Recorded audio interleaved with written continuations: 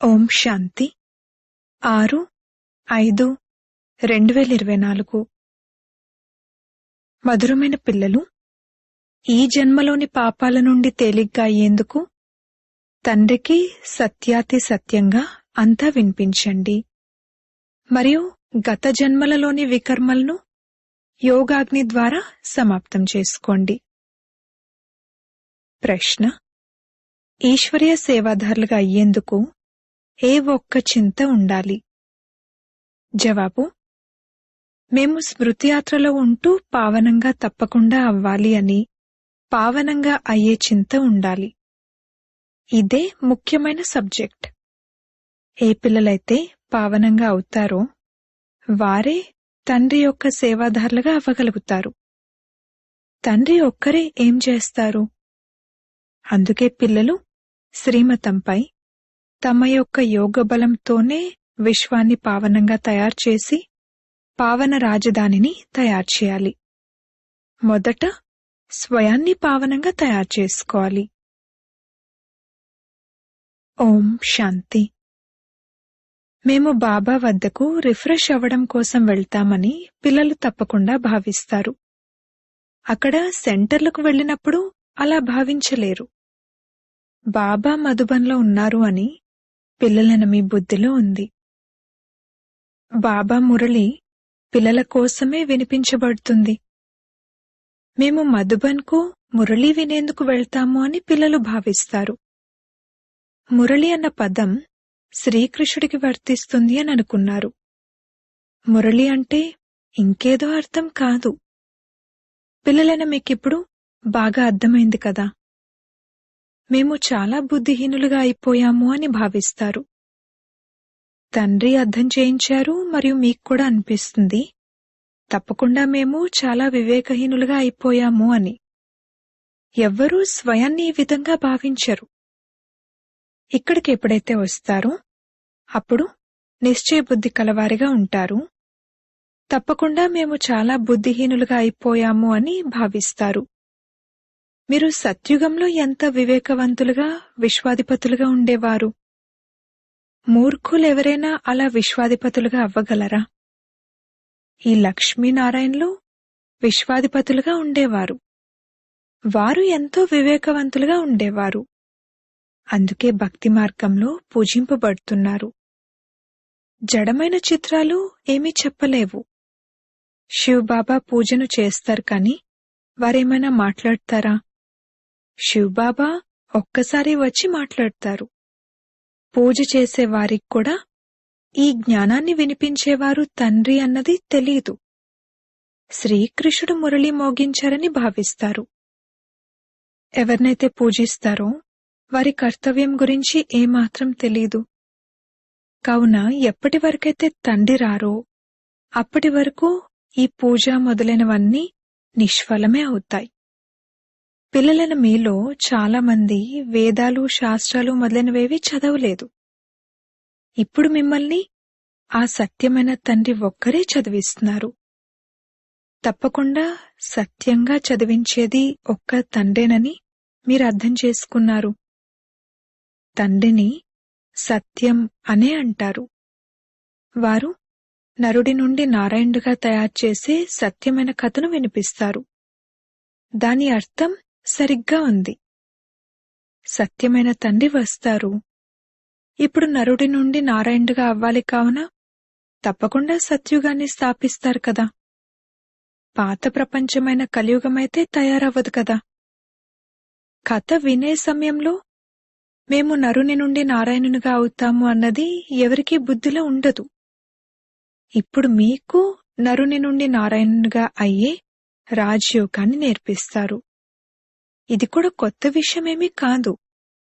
తండ్రి అంటారు, నేను కల్పకల్పము వచ్చి అర్థం చేయిస్తాను. నేను ప్రతి యుగంలోనూ ఎలా వస్తాను? బ్రహ్మ చిత్రాన్ని చూపించి వీరు రథమని మీరు అర్థం చేయించచ్చు. ఇది వీరి అనేక జన్మల అంతిమ జన్మ. ఇప్పుడు వీరు పతితంగా ఉన్నారు.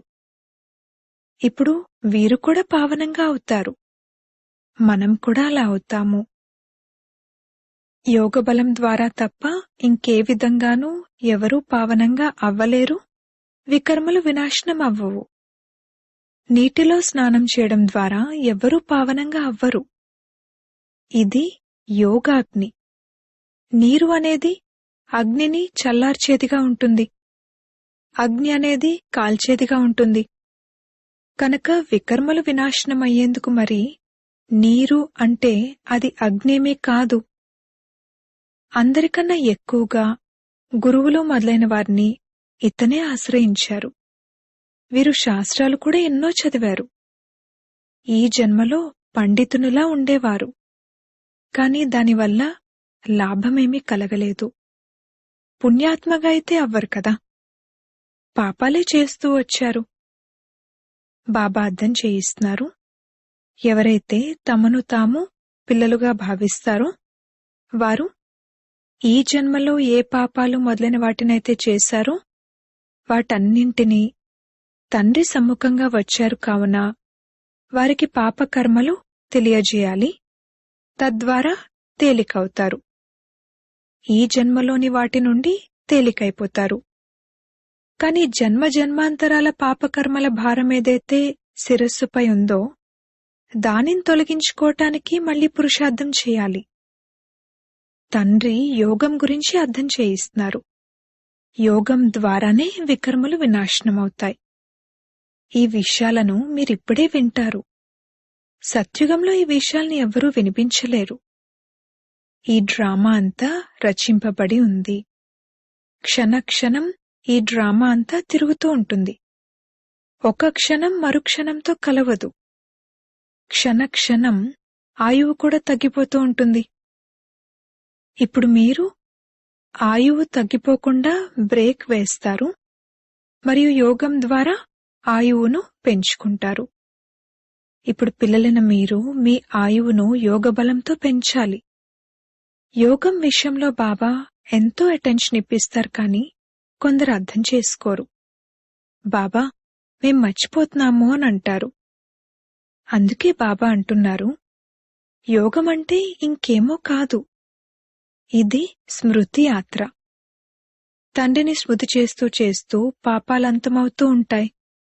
అంతిమ స్థితిని బట్టి గతి ఏర్పడుతుంది. ఈ విషయంలో ఒక ఉదాహరణ కూడా ఇస్తారు. ఒకరిని ఎవరో నీవు గేదెవు అని అన్నారు.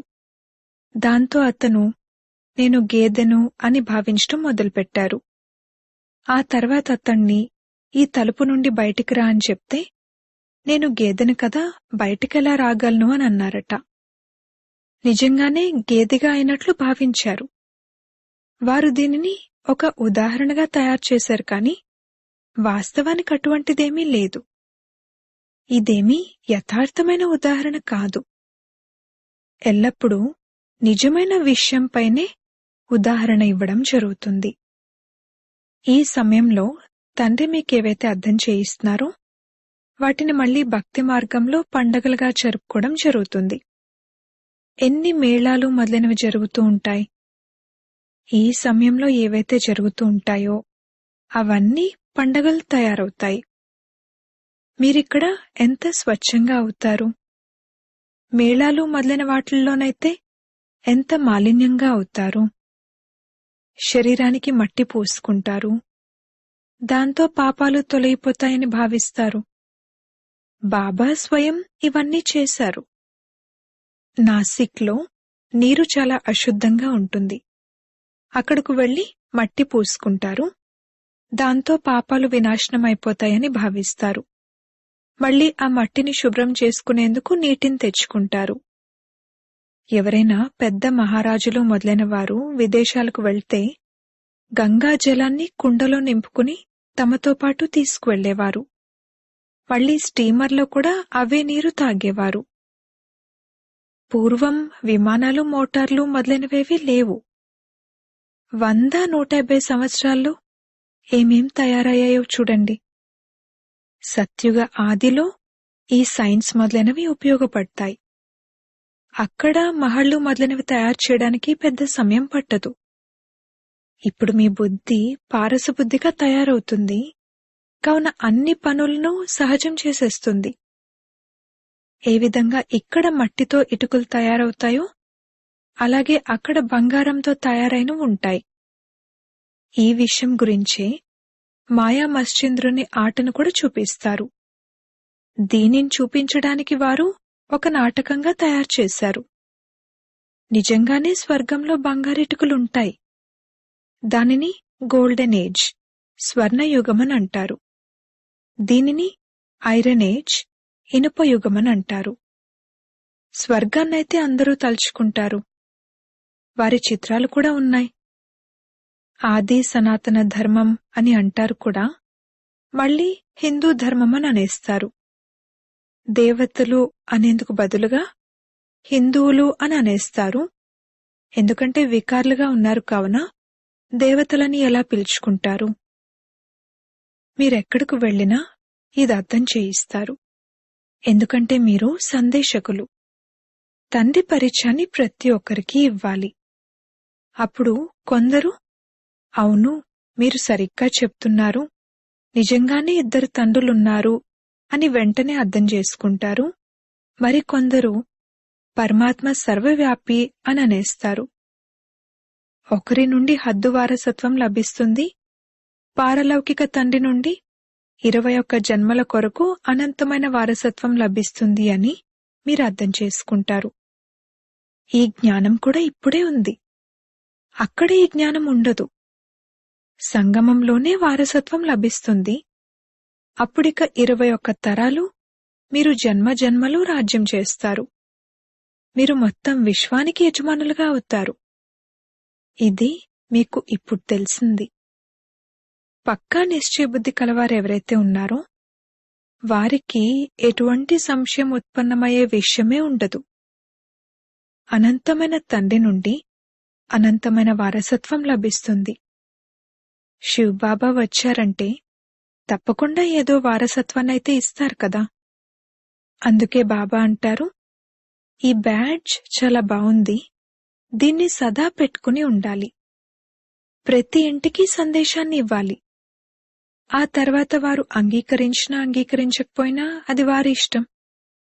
వినాశనం వస్తే భగవంతుడొచ్చారని అర్థం చేసుకుంటారు. మీరెవరికైతే సందేశాన్ని ఇచ్చుంటారో వారు అప్పుడు ఎవరా శ్వేత వస్త్రధారులైన దేవదూతలు అని గుర్తు చేసుకుంటారు. సూక్ష్మవత్నంలో కూడా మీరు ఫరిష్తాలను చూస్తారు కదా. మమ్మా బాబా యోగ బలంతో ఈ విధంగా ఫరిష్తాలుగా అవుతారు కావున మీరు కూడా అలా అవుతారు అని మీకు తెలుసు.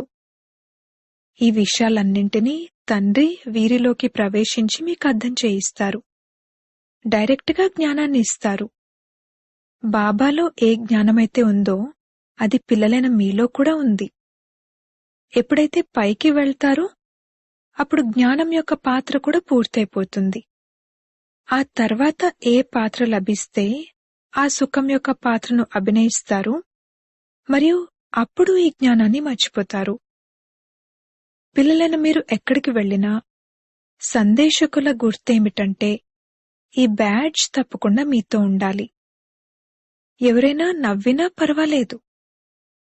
అయినా దీన్ని చూసి ఎందుకు నవ్వుతారు?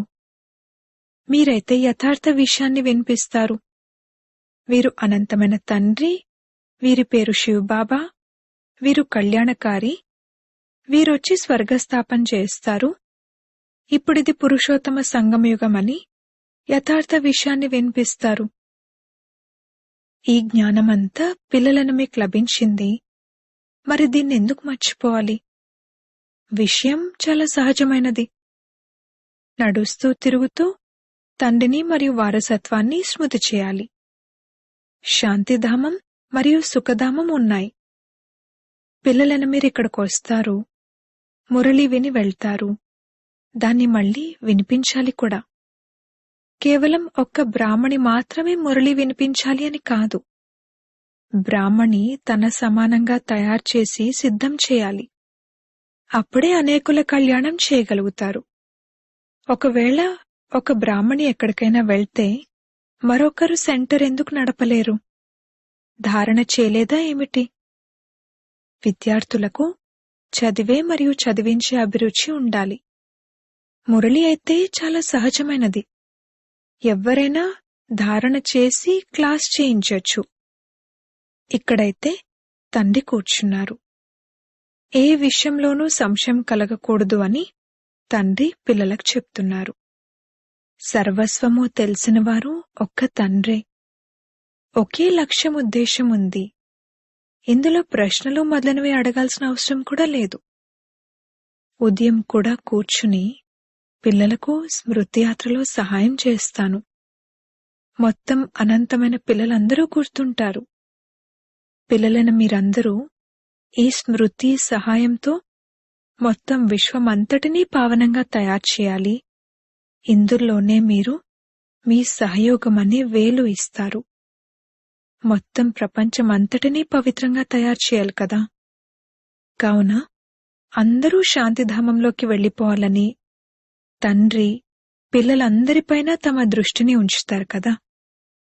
అందరి ధ్యాసను అటువైపుకు లాగుతారు. తండ్రి అయితే అనంతంలోనే కూర్చుంటారు. మొత్తం ప్రపంచమంతటినీ పావనంగా తయారు చేయడానికి నేను వచ్చాను. మొత్తం ప్రపంచమంతా పవిత్రంగా అవ్వాలని మొత్తం ప్రపంచమంతటికీ కరెంట్ ఇస్తున్నాను. ఎవరికైతే పూర్తి యోగబలం ఉంటుందో వారు అర్థం చేసుకుంటారు, బాబా ఇప్పుడు కూర్చుని స్మృతియాత్ర నేర్పిస్తున్నారు, దాని ద్వారా విశ్వంలో శాంతి ఏర్పడుతుంది అని. పిల్లలు కూడా స్మృతిలో ఉన్నట్లయితే సహాయం లభిస్తుంది. సహాయకులైన పిల్లలు కూడా కావాలి కదా. ఈశ్వరీయ సేవాదారులు నిశ్చయబుద్ధి కలవారే స్మృతి చేస్తారు. పావనంగా అవ్వడమే మీ మొట్టమొదటి సబ్జెక్ట్. అనగా పిల్లలైన మీరు తండ్రితో పాటు నిమిత్తంగా అవుతారు. తండ్రిని పిలవడమే ఓ పతిత పావన రండి అంటూ పిలుస్తారు. ఇప్పుడు వారు ఒంటరిగా ఏం చేస్తారు? సేవాదారులైతే కావాలి కదా. మేము విశ్వాన్ని పవిత్రంగా చేసి మొత్తం విశ్వం అంతటిపైన రాజ్యం చేస్తామని మీకు తెలుసు. బుద్ధిలో ఎప్పుడైతే ఈ విధమైన నిశ్చయం ఉంటుందో అప్పుడు నష ఎక్కుతుంది. మేము తండ్రి శ్రీమతం ద్వారా మా యోగబలం ద్వారా మా కొరకు రాజధానిని స్థాపించుకుంటున్నామని పిల్లలైన మీకు తెలుసు. ఈ నష ఎక్కాలి. ఇది ఆత్మికమైన విషయము. ప్రతి కల్పము బాబా ఈ ఆత్మిక బలంతో మనల్ని విశ్వాధిపతులుగా తయారు చేస్తారని మీకు తెలుసు. శివ్ బాబా వచ్చి స్వర్గస్థాపన చేస్తారని కూడా మీరు భావిస్తారు. ఇప్పుడు శిరస్సుపై ఈ స్మృతియాత్ర యొక్క చింతే ఉంది. పురుషార్థం చేయాలి. వ్యాపారాలు మొదలైనవి చేస్తూ కూడా స్మృతియాత్ర ఉండాలి. సదా ఆరోగ్యవంతులుగా చేయడానికి తండ్రి చాలా అద్భుతమైన సంపాదన చేయిస్తారు. ఈ సమయంలో సర్వస్వాన్ని మర్చిపోవలసి ఉంటుంది. ఆత్మలమైన మనం వెళ్తున్నాము, ఆత్మాభిమానులుగా అయ్యే అభ్యాసం చేయించటం జరుగుతుంది. తింటూ తాగుతూ నడుస్తూ తిరుగుతూ తండ్రిని స్మృతి చేయలేరా? బట్టలు కుడుతూ బుద్ధియోగం తండ్రి స్మృతిలో ఉండాలి. ఇది చాలా సహజం. 84 జన్మల చక్రం పూర్తయింది అనైతే భావిస్తారు. ఇప్పుడు తండ్రి ఆత్మలమైన మనకు రాజయోగాన్ని నేర్పించడానికి వచ్చారు. ఈ ప్రపంచం యొక్క చరిత్ర భౌగోళం పునరావృతం అవుతూ ఉంటుంది. కల్పకృతం కూడా ఇలాగే జరిగింది. అదిప్పుడు మళ్లీ పునరావృతం అవుతుంది. ఈ పునరావృతం అవ్వడం యొక్క రహస్యాన్ని కూడా తండ్రి అర్థం చేయిస్తారు. ప్రతి ఒక్కరికి డ్రామాలో పాత్ర లభించి ఉంది. దానిని అభినయిస్తూ ఉంటారు. తండ్రిని స్మృతి చేసినట్లయితే సతో ప్రధానంగా అవుతారని పిల్లలకు సలహా ఇవ్వడం జరుగుతుంది. అప్పుడిక ఈ శరీరం కూడా పోతుంది. ఆత్మైన మేము సతో ప్రధానంగా అవ్వాలి. ఎందుకంటే తిరిగి ఇంటికి వెళ్ళాలి అని మీ బుద్ధిలో ఇప్పుడు ఇదే ఉంది. సత్యుగంలో ఇలా అనరు. అక్కడైతే ఒక పాత శరీరాన్ని వదిలి ఇంకొకటి తీసుకోవాలి అని అంటారు. అక్కడైతే దుఃఖం యొక్క విషయమే ఉండదు. ఇక్కడ ఇది దుఃఖధామము. ఇవి పాత శరీరాలు కావున ఇప్పుడు వీటిని వదిలి తిరిగి తమ ఇంటికి వెళ్ళాలి అని భావిస్తారు. తండ్రిని నిరంతరమూ స్మృతి చేయాలి. ఆ నిరాకారుడైన తండ్రే జ్ఞానసాగరుడు. వారే వచ్చి సర్వుల సద్గతిని చేస్తారు. నేను సాధువులను కూడా ఉద్ధరిస్తాను అని తండ్రి అంటారు. మీరిప్పుడు ఒక్క తండ్రితోనే యోగాన్ని జోడించండి. ఆత్మలైన మీ అందరికీ తండ్రి నుండి వారసత్వాన్ని తీసుకునే హక్కు ఉంది. స్వయాన్ని ఆత్మగా భావిస్తూ దేహీ అభిమానులుగా అవ్వండి మరియు తండ్రిని నిరంతరమూ స్మృతి చేయండి. తద్వారా పాపాలు అంతమైపోతూ ఉంటాయి. అచ్చా, మధురాతి మధురమైన సిక్కిలదే పిల్లలకు మాతాపిత బాప్దాదాల ప్రియ స్మృతులు మరియు గుడ్ మార్నింగ్. ఆత్మిక పిల్లలకు ఆత్మిక తండ్రి నమస్తే. ధారణ కొరకు ముఖ్య సారము. మొదటి పాయింట్, మురళిని విని మళ్లీ వినిపించాలి. చదవడంతో పాటు చదివించాలి కూడా. కళ్యాణకారులుగా అవ్వాలి. బ్యాడ్జ్ సందేశకులకు గుర్తు. దీనిని సదా ధరించి ఉండాలి. రెండవ పాయింట్, విశ్వంలో శాంతిని స్థాపన చేయడానికి స్మృతియాత్రలో ఉండాలి. ఏ విధంగా తండ్రి దృష్టి అనంతంలో ఉంటుందో, మొత్తం ప్రపంచమంతటినీ పావనంగా తయారు చేయడానికి వారు కరెంట్ ఇస్తారో, అలా తండ్రిని అనుసరిస్తూ సహాయకులుగా అవ్వాలి.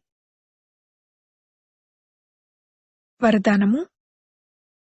కర్మ మరియు యోగం యొక్క బ్యాలెన్స్ ద్వారా కర్మాతీత స్థితిని అనుభవం చేసే కర్మబంధన ముక్తు భవ.